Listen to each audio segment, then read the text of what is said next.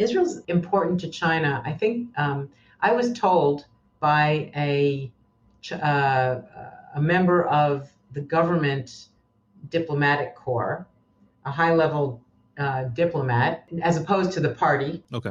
Which is also a very, powerful and important entity in China, or more powerful and important, that Israel is not economically so important, but it is very important as being part of the Western Bloc. And because we are a military power, or even they said superpower in the region, that you need Israel to agree, basically, if you're going to do anything in the region.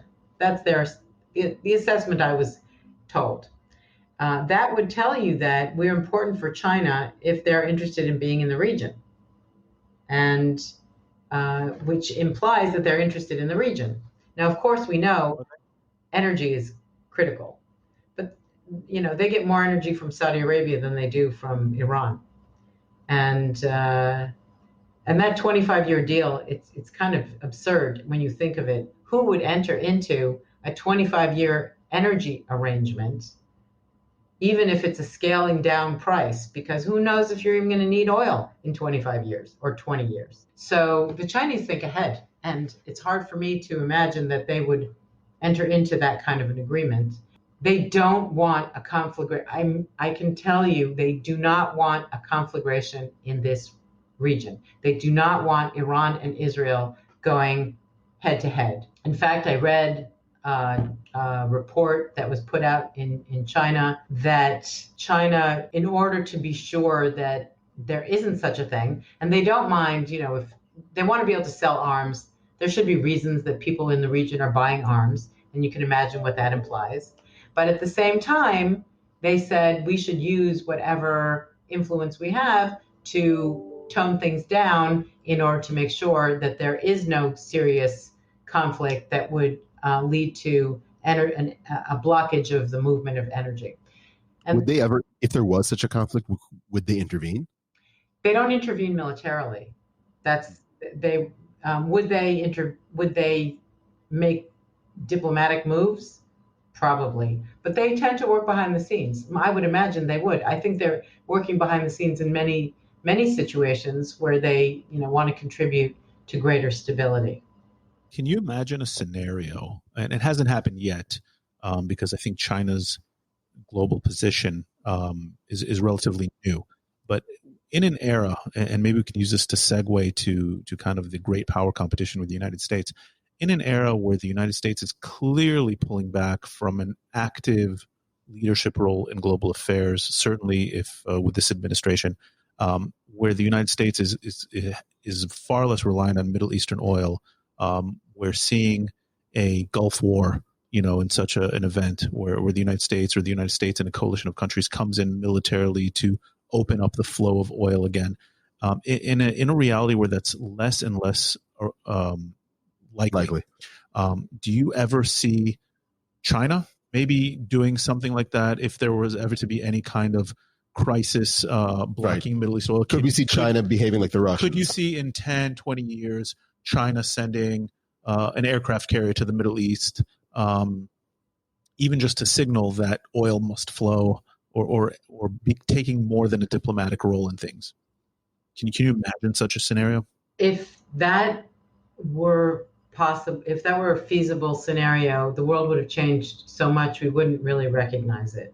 And we may be going in that direction. But China let's put it like this. This is the first time in the history of the world that China has ever been both wealthy and interested in the world. When they were wealthy, they couldn't care less. There was no, they had Zheng He traveling around in a ship 5 times larger than Columbus's, and, he brought home a giraffe. And then just about that. There was some kind of internal issue, and they knocked down his boat, broke it to pieces. No more international travel, no more giraffes. The mentality is very inward oriented. They aren't interested. Now, then of course you had the whole 150 years, where the whole modern period of our history, they were poor.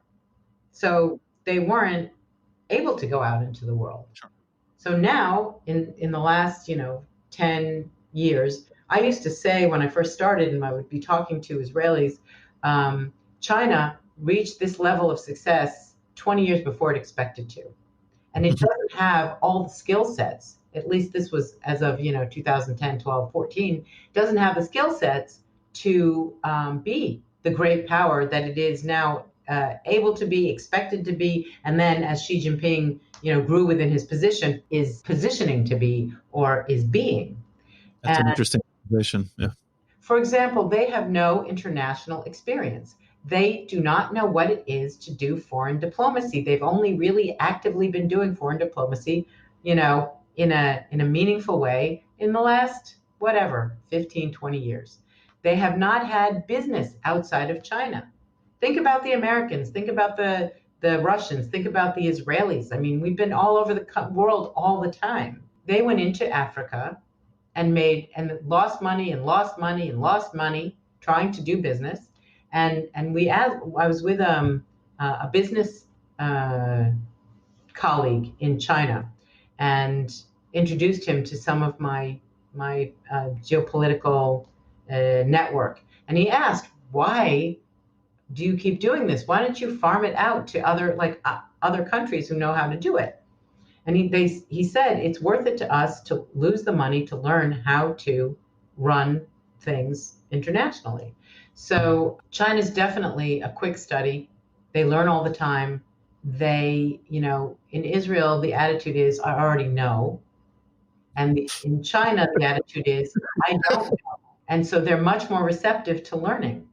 So there's a sense of humility about their role in the world. Well, there's a sense of humility in general. China is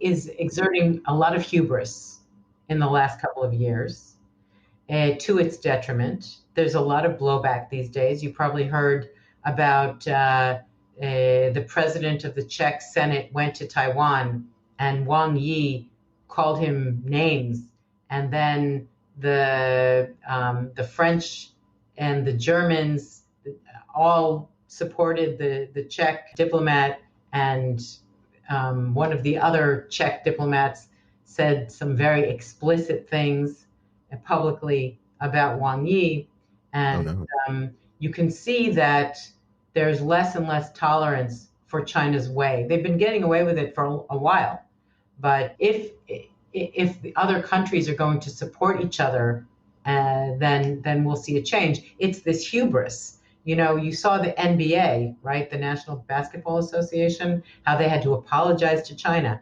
There's like a list of 50 companies, multinationals, that have apologized to China because whoever apologizes to America or apologizes to anybody. Nobody. But China somehow, positions itself to be apologized to, and that's its culture. So the way that China would take a more leadership position in the world would look different, and I don't think you would end up needing a battleship to show up. My thinking is they would have other ways of making it happen. But if they had to have a battleship, then that's what they'll do. And that's definitely what they're preparing for. They have the largest navy in the world now in numbers.